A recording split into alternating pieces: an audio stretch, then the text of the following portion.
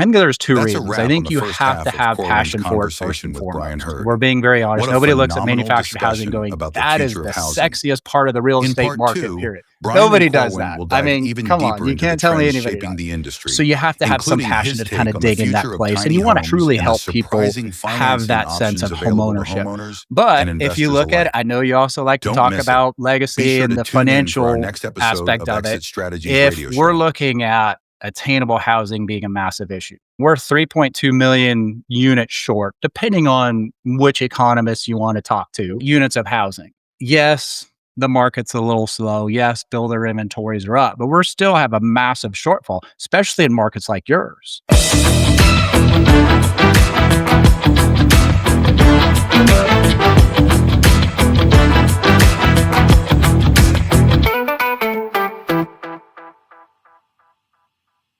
Good morning, great morning, guys. Welcome to another fabulous episode of Exit Strategies Radio Show. Hey, I am your host, Corwin J. Millett, broker and owner of Exit Realty, Low Country Group in beautiful North Charleston, South Carolina. Hey, y'all know it. Let us say it together.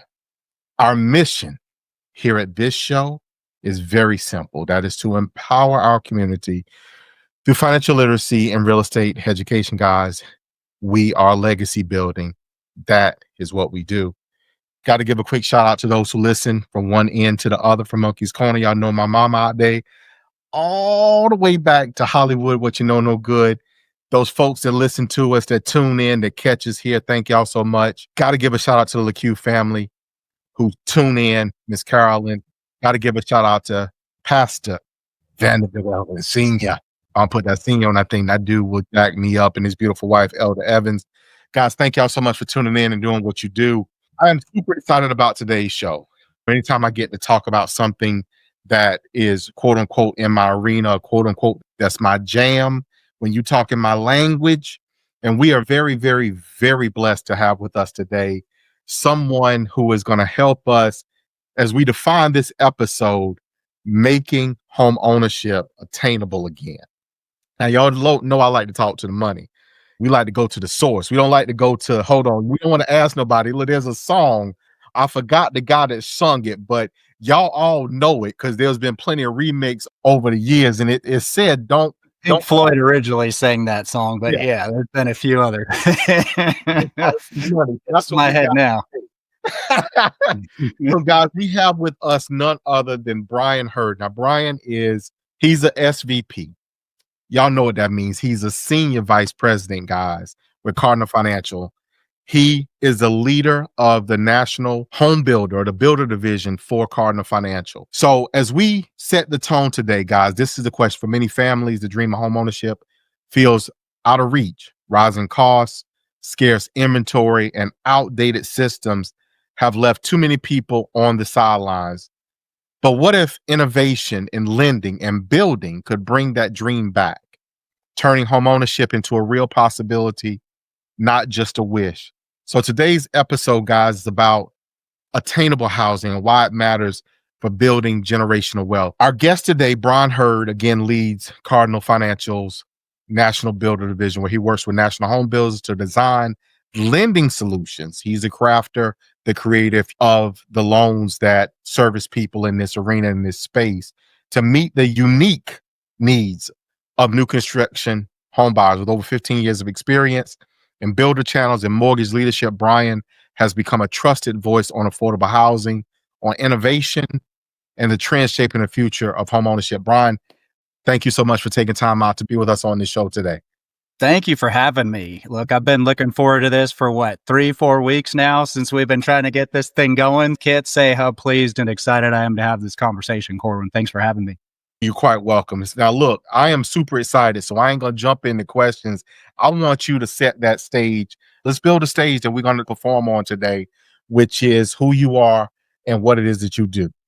Yeah, appreciate that, Corwin. So yeah, as you mentioned, I run the national builder effort for Cardinal Financial. Traditionally, that means site built, the same stuff that we see. You walk down the street or drive down when you see a community full of 200-300 traditional site built homes. And that's a big part of what we do, make no mistake. At Cardinal Financial, a huge if not the biggest initiative we have as a lender, is to be the largest manufactured home lender in the country. Let me say it again, the largest manufactured home lender in the country. And a lot of people say they want to play in that space, but we decided to put, speaking of money, I want to sing that song every time now, but every time you hear the word money, there you go.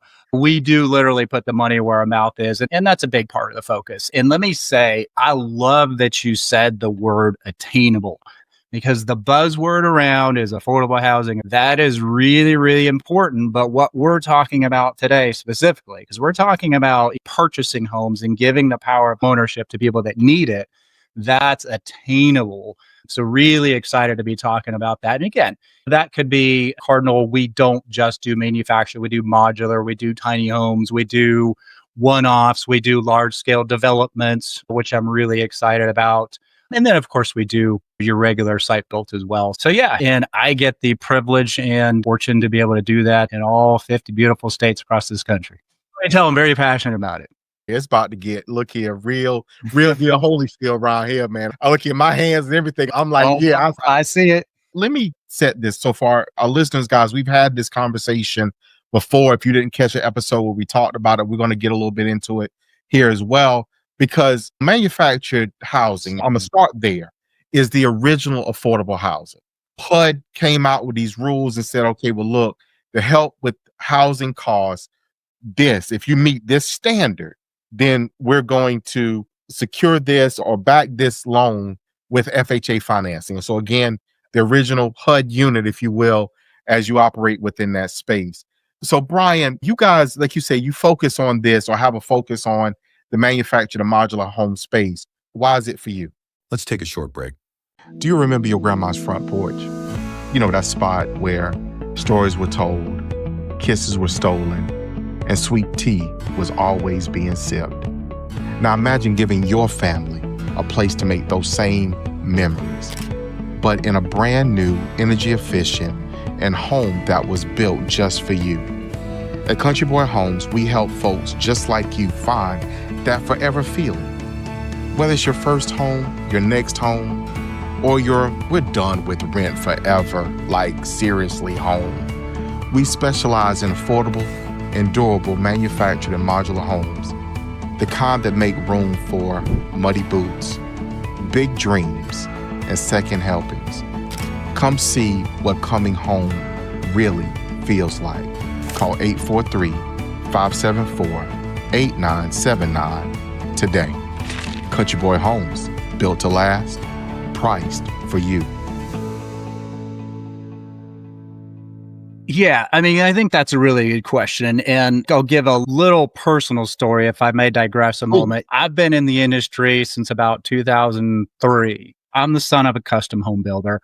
I've been around the site built world all my life. And we're talking 3, 4, 5,000 square foot homes. And I swept up a lot of houses, carried a lot of lumber back in the day when I was a kid growing up. And I wasn't really exposed to manufactured housing in the slightest. And I thought it was like everybody else. Hey, it's a mobile home.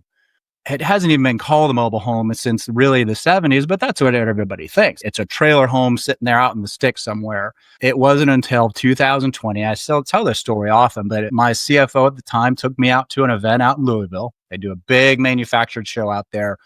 And that changed everything really for me. Because I started to look and go, look, this is not your grandmother's manufactured home or mobile home or whatever the heck you want to call it. These are, first and foremost, they're homes, but they're beautifully built. And a lot of the same things you'll see in regular homes, granite countertops, stainless steel appliances, all that kind of stuff. But you have to, it was my first real experience touching, feeling, walking through all of that kind of stuff. Then I got to spend some time with the big guys, the Claytons and the Champions and the Cavcos and Fannie and Freddie. And before COVID hit, housing affordability was the biggest issue facing housing, period. COVID just made it substantially worse. It just really opened my eyes. And I said, look, it's not that I didn't want to focus on the site built world anymore, but I started to really realize the true importance of it. And then really, again, spending time with Fannie and Freddie, how they were putting a lot of investment in it. Fast forward to about a year and a half ago is when I started talking to Cardinal. It was really cool because It was something I was incredibly passionate about. And then Cardinal saw a real vision. And I think back to your original question, why? I think there's two reasons. I think you have to have passion for it first and foremost. If we're being very honest. Nobody looks at manufactured housing going, that is the sexiest part of the real estate market, period. Nobody does that. I mean, come on, you can't tell me anybody does. So you have to have some passion to kind of dig in that place. And you want to truly help people have that sense of homeownership. But if you look at it, I know you also like to talk about legacy and the financial aspect of it. If we're looking at attainable housing being a massive issue, we're 3.2 million units short, depending on which economists you want to talk to, units of housing. Yes, the market's a little slow. Yes, builder inventories are up, but we're still have a massive shortfall, especially in markets like yours. I mean, I think South Carolina, North Carolina, respectively, have been, I think 2000, was it 20 or 24? You guys were the fastest growing state country. You guys need housing. We all do. So that is opportunity. And we know it's not going anywhere anytime soon. Add in the fact that there's trade shortages and supply shortages and all that. When you're dealing with a product that is built in a factory, sometimes climate controlled, I'd rather swing a hammer and build a house at a climate controlled factory, than a hot 110-degree Texas roof. So I think it's kind of the perfect marriage of being socially conscious and being fiscally conscious, I guess is the best way to put it. It's real opportunity. We look at it as, hey, that's the space that we absolutely want to dominate at Cardinal. Brian, this is something for you, but it's also something for our listeners. And for our listeners, this is probably mold about all of them. This is probably the first time they've ever heard this. So I'm not going to cue it up with a drum roll, but short answer or response is, Brian, I'm a licensed manufactured housing dealer in South Carolina. Are you really? I am. Wow. Okay. Yeah. Okay. Yeah. So got the license for it. I'm gonna hit this, but I'm coming around on what we're just talking about. But I did it, like I told you earlier, man, affordable housing is my jam. Yeah. So I'm looking for options, trying to create spaces where people can attain housing. Yes. There's so many people, man, that we service that we can't find housing. It's that missing middle. Yep. Exactly. And for those people, we're like, oh my God, what are the options? So it finally drove me to, okay, this is a space that we need to be in.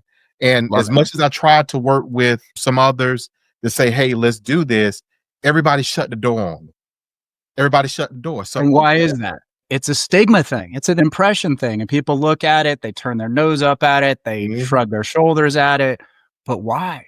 Exactly. So that led me to, okay, well, look, we need to establish that division. So we have a division, Country Boy Homes, which is our manufactured modular home dealer piece. And we're coming around in that space. So I'm loving this conversation because what you're talking about is it defines, let me phrase that, it gives an option for those people that the market has been missing.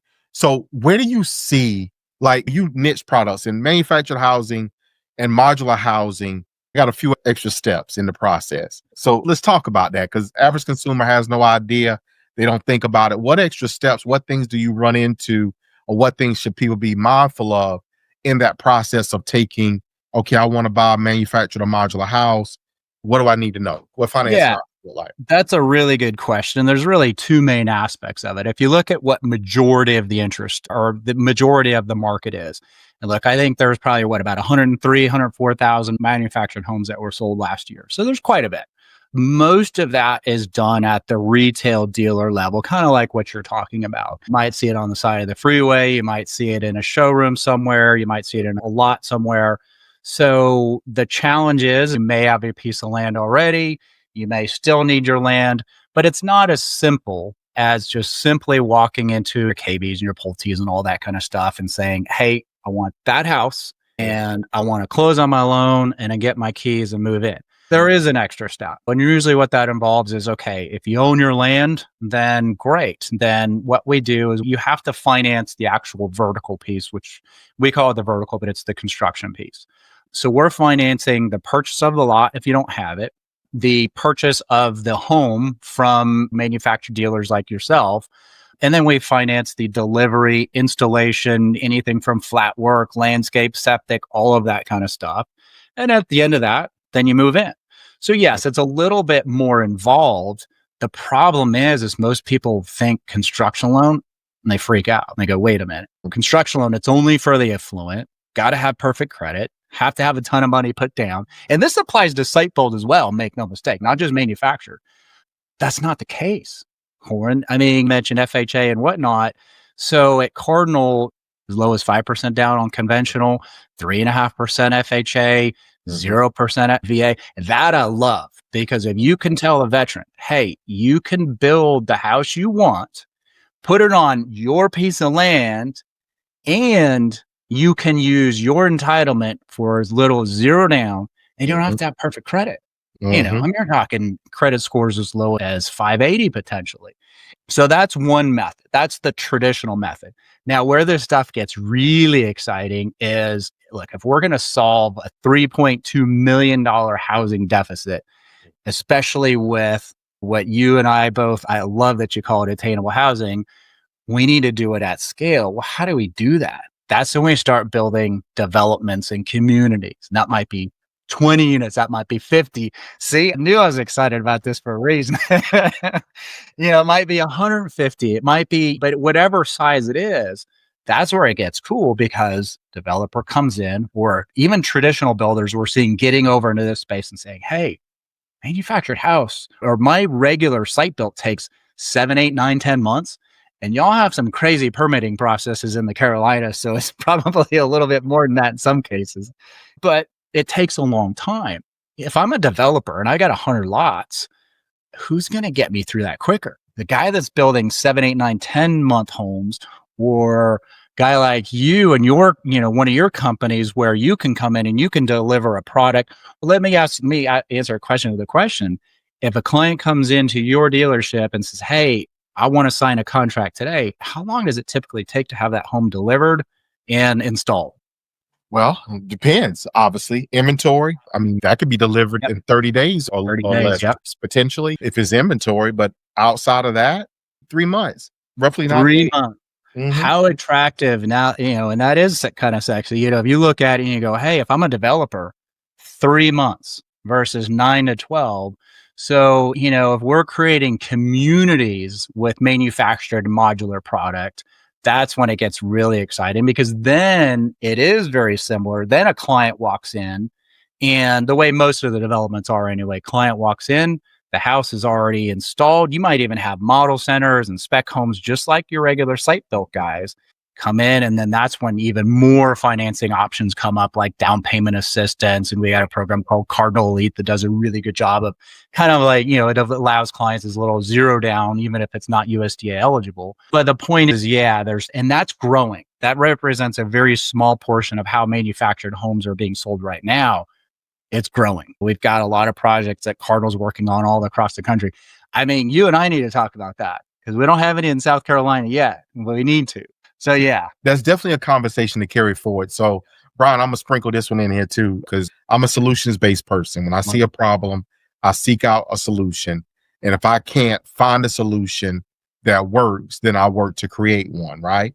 So I participated earlier this year in a real estate development cohort to kind of accompany everything, Yeah. right? So that piece, so what you're talking about right now is my animal, because there's a tremendous opportunity to, again, impact that, if you will, that missing middle, by establishing subdivisions or developments that are manufactured modular. I'll take you back early in my career. Matter of fact, very beginning of my career, shout out to Brian Whitsitt, but my mentor at the time was representing a gentleman who built a small development here in North Charleston area. And it's really a cul-de-sac. And you go in there and, it's houses, but it's all modular. And I mean, he completed this entire development. I think they put maybe about 20 homes in or so, literally in a cul-de-sac. And I mean, it's neatly put together, quality product. And it was an entry level, some slightly above entry level product for the area when he did it all those years ago. Yeah. But you go by there, and I mean, if you didn't know they were modular, you wouldn't know they were modular. Look, feel, everything just like a site built home. But Yes. people have this spin on. So you guys, with what you're doing, you're really you're impacting attainability by reshaping affordability. Does that sound about right? Yeah, it does. And I actually like that. And, and I think that comes with creating really powerful coalitions of like-minded individuals in different aspects of the real estate industry that are passionate about it.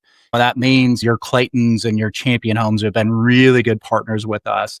Companies like Next Steps out of Kentucky that you need to meet, they'd be a great guest to have on your show. But they talk about financial literacy, and they're kind of the conduit between developers and manufacturers and lenders. They really preach home ownership and all of that kind of stuff. And then really starting to bring in developers. And how do we bring product that we know is already substantially less per square foot on average than site built, but how do we bring it to the market at scale? We know that majority of that 104 whatever thousand homes it is going to be sold at the retail level. But you get companies like Clayton, they want that number. They might be doing less than 10% of these community developments now. They want that number to be close to 50%. Probably shouldn't quote for numbers for them, but that's a huge focal point of a lot of the big guys. Now, the cool thing is we're getting a lot of developers coming to us and saying, hey, we see what you guys are doing in California or Colorado or Utah or whatever. How do we do that? And I think that having the ability to bring these people together and say, hey, you know what?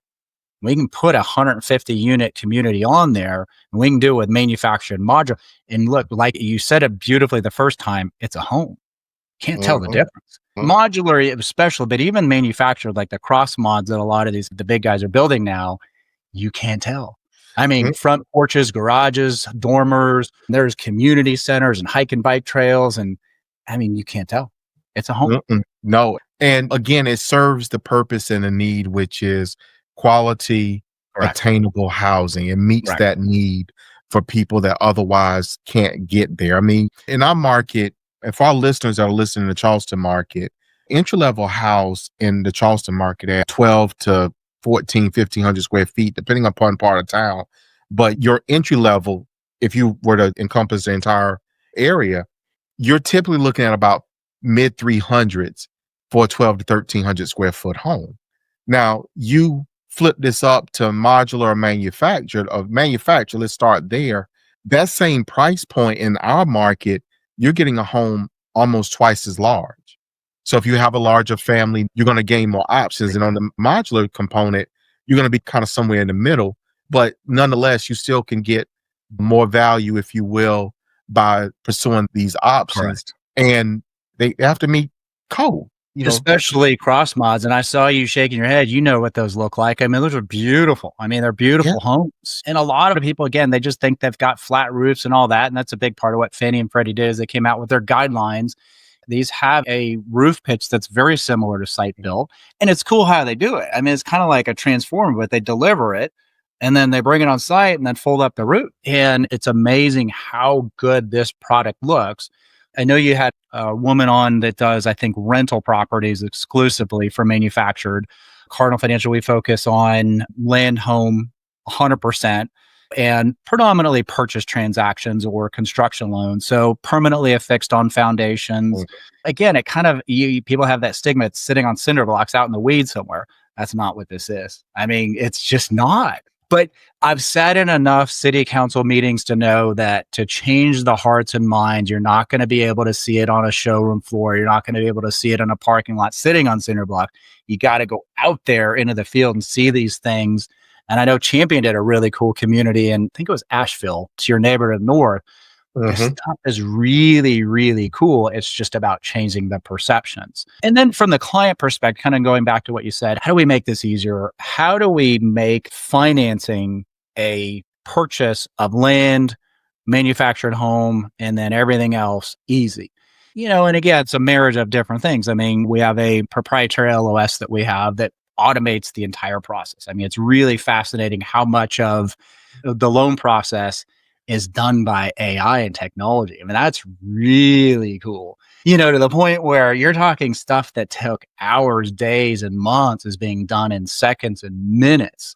And to the point where, how do we get to the point where throw a loan in the system on a Friday morning, by the afternoon, you got to clear to close pending appraisal? And I'm not saying we're there yet, It's getting very, very, very close. I think Nick Flores, our CEO, is probably like, yeah, you probably shouldn't have said that yet. But it's so exciting. I can't help it. And that stuff's really cool. But what does that do? I mean, that helps reduce the amount of people. I mean, you know how inefficient the mortgage process can be. Mm. How many different people have to touch a file and again and again and again?